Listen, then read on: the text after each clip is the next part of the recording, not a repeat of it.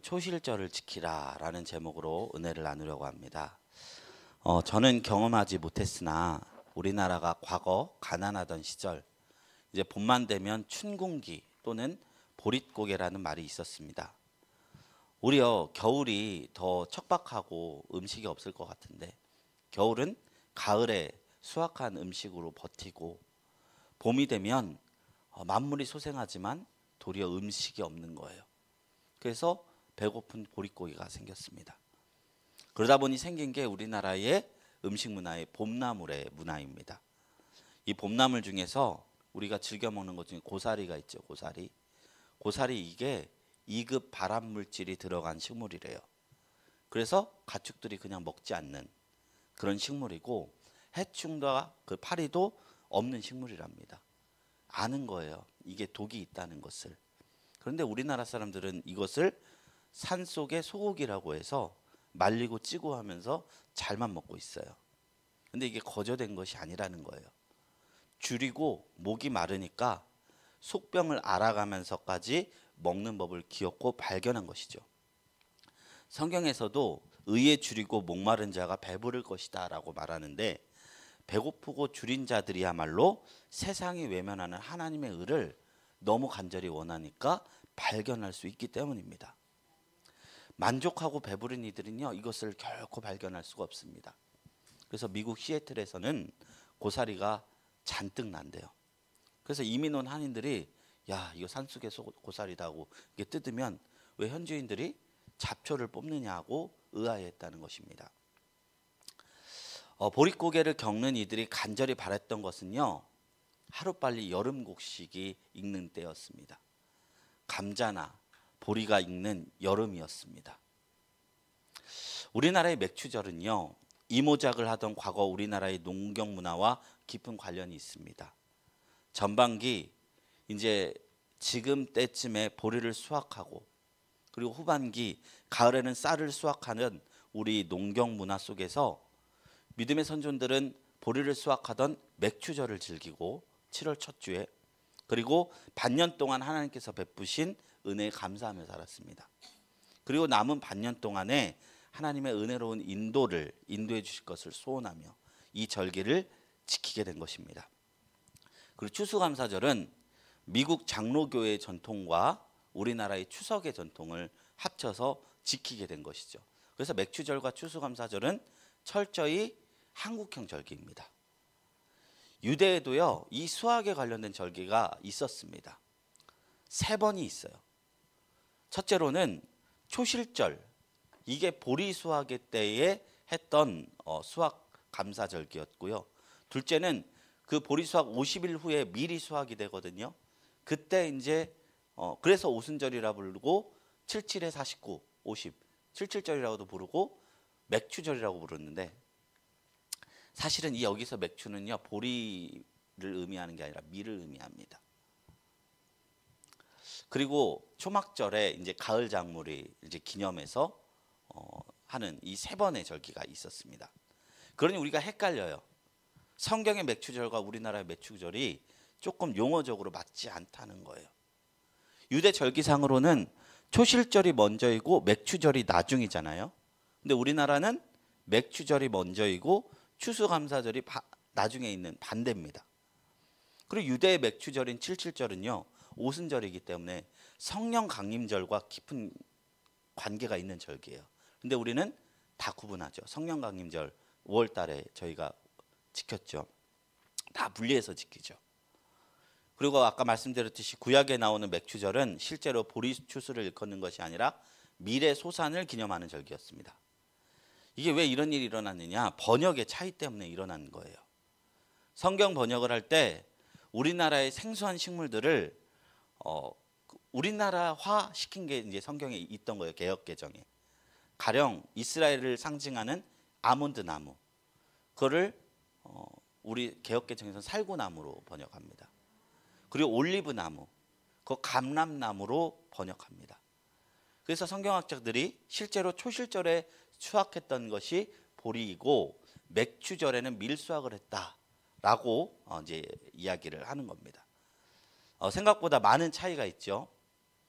매뉴얼적으로는 정말로 많은 차이가 있지만 그럼에도 불구하고 가장 중심이 되는 정신은 같습니다. 그것은 무엇이냐? 감사입니다. 감사. 지금까지 지켜주신 것 감사. 장래에도 지켜주실 것 감사. 절기를 세워서 감사에 대한 묵상을 하는 거예요.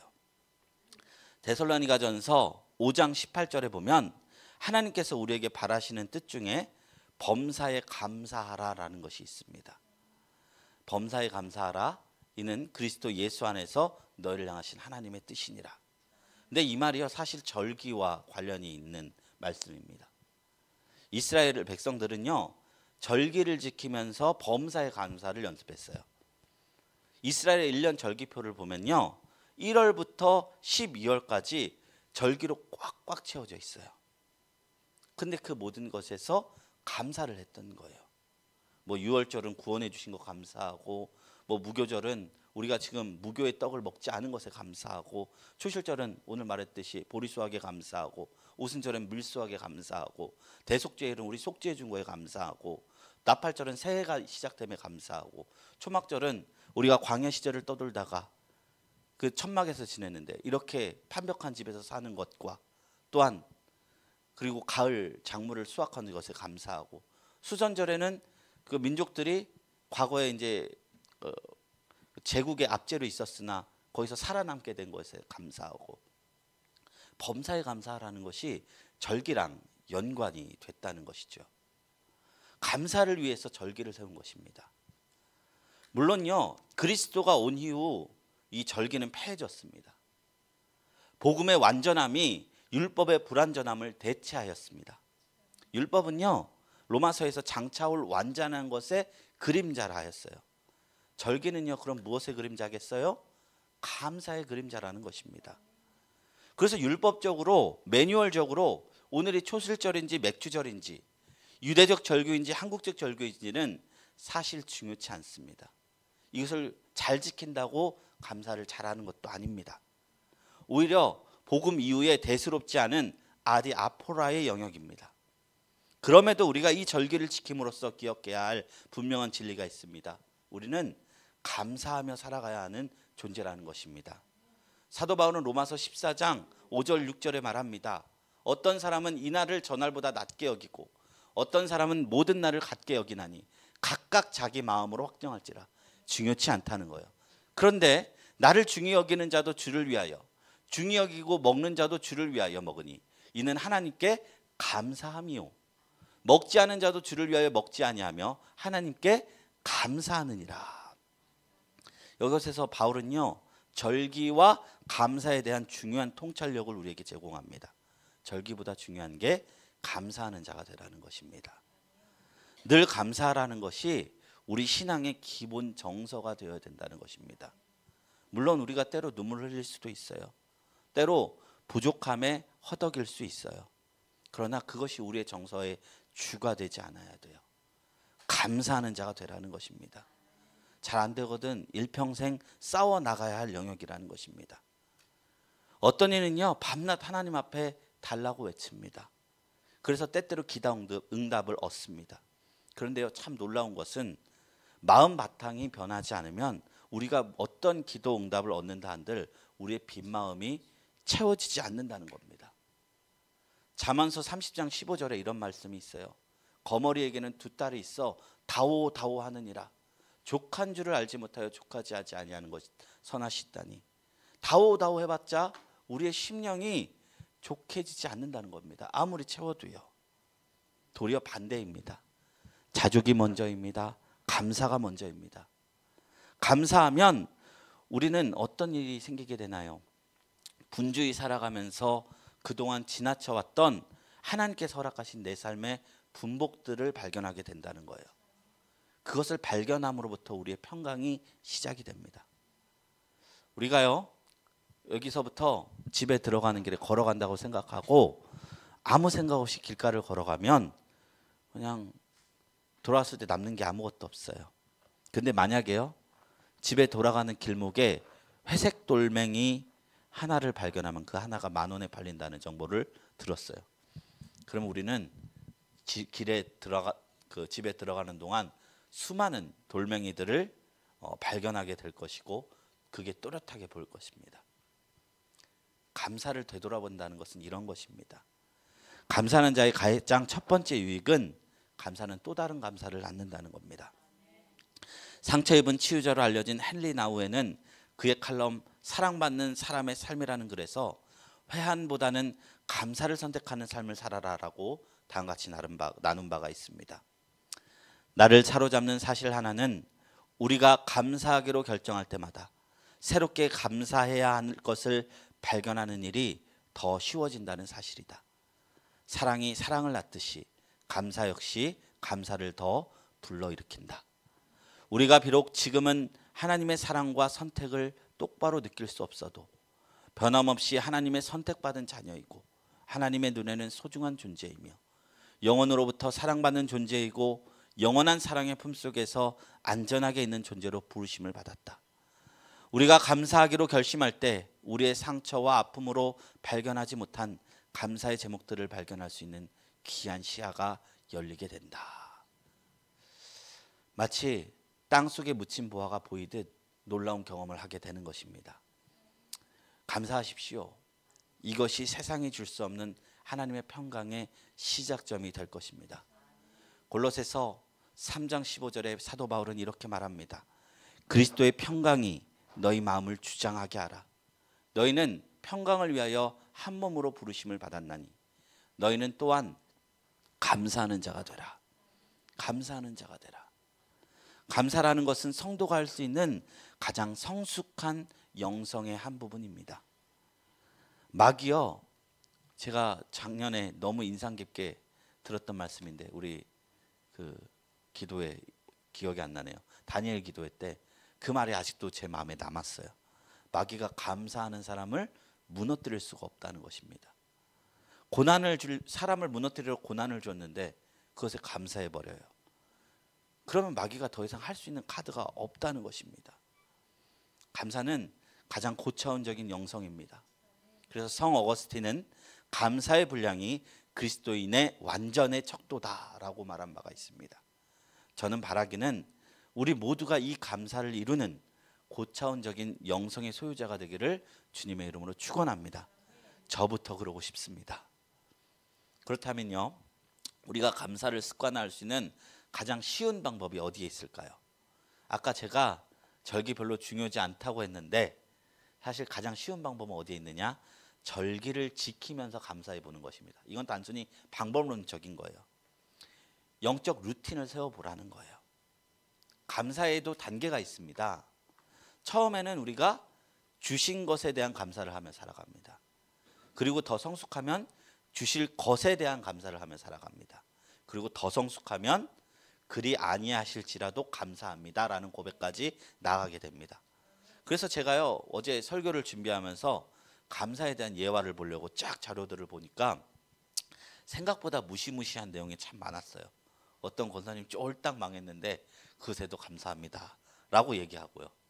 또 맹인으로 살아갔던 찬송가 작곡가인 화니 크로스비가 두 눈을 앗아가신 하나님께 감사합니다, 이런 고백을 한 예화가 있는데 차마 쓸 수가 없는 거예요. 왜 못 썼을까요? 제가 그 단계에 안 갔기 때문이에요. 내가 옆으로 걷는데 너 똑바로 걸어라 이럴 수가 없지 않습니까? 그 방향성에 대해서는 제가 말씀을 드리지만 제가 어떤 말씀을 드리고 싶냐면 정말로 대단한 부분이지만 보편적으로 우리 모두가 쉽사리 할 수 있는 것이 아니에요. 덧셈 뺄셈 배워야 할 때 미분적분하라면 아예 하지도 못합니다. 그럼에도 감사한다는 사람이 말이 은혜가 되려면 그 사람의 신앙은 이미 미분적분한 사람들이고요. 나는 그건 못하겠다 하는 사람이 있으면 사실 더 이전 단계로 가야 합니다. 그래서 가장 기본부터 가야 합니다. 먼저 주신 것에 대한 감사를 하는 것입니다. 1 더하기 1이 돼야 곱셈과 나눗셈을 할 수 있듯이 이 기본적인 감사를 훈련하면 그 유익을 경험하면 우리는 더 앞으로 나아가게 될 줄로 믿습니다.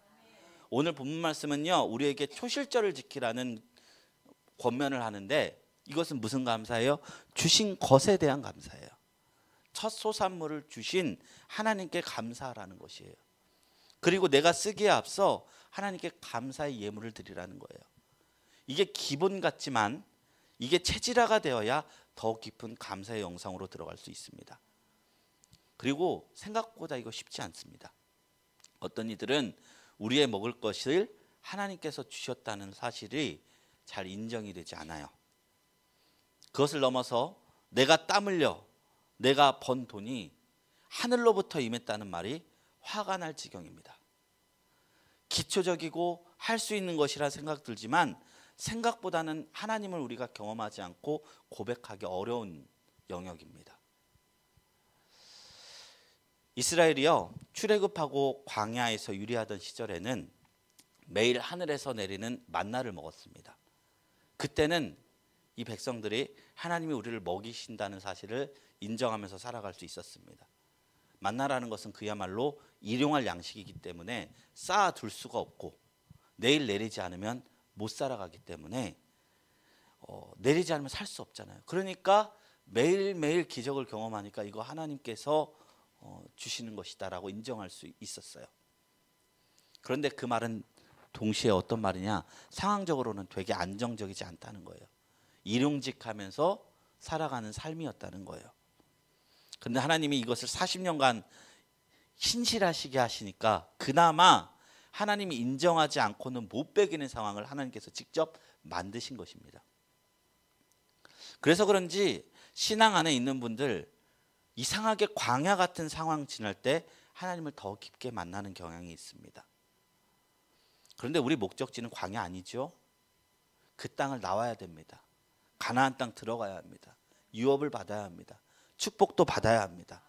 더 이상 일용할 만나를 먹는 것이 아니라 젖과 꿀이 흐르는 그 땅의 소산물을 먹는 날을 우리가 경험해야 합니다.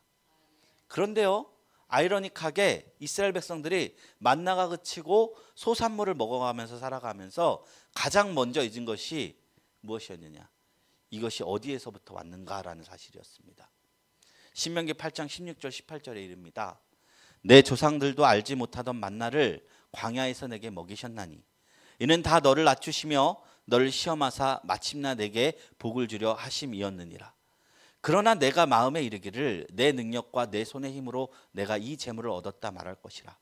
내 하나님 여호와를 기억하라. 그가 내게 재물 얻을 능력을 주셨습니다. 이같이 하심은 내 조상들에게 맹세하신 언약을 오늘과 같이 이루려 하심이니라. 가나안 땅에 이르고 나서 백성들은 이제 농사를 하기 시작합니다. 소산물로 살아가니 이것이 나의 능력으로 느껴집니다. 그래서 주신 것에 대한 감사도 생각보다 만만치 않았던 거예요. 하나님은 그들에게 레위기를 통해서 수산물을 드리기 전 먼저 예배하라 했습니다. 그 예배의 목적이 무엇이냐? 이것이 어디로부터 왔는가?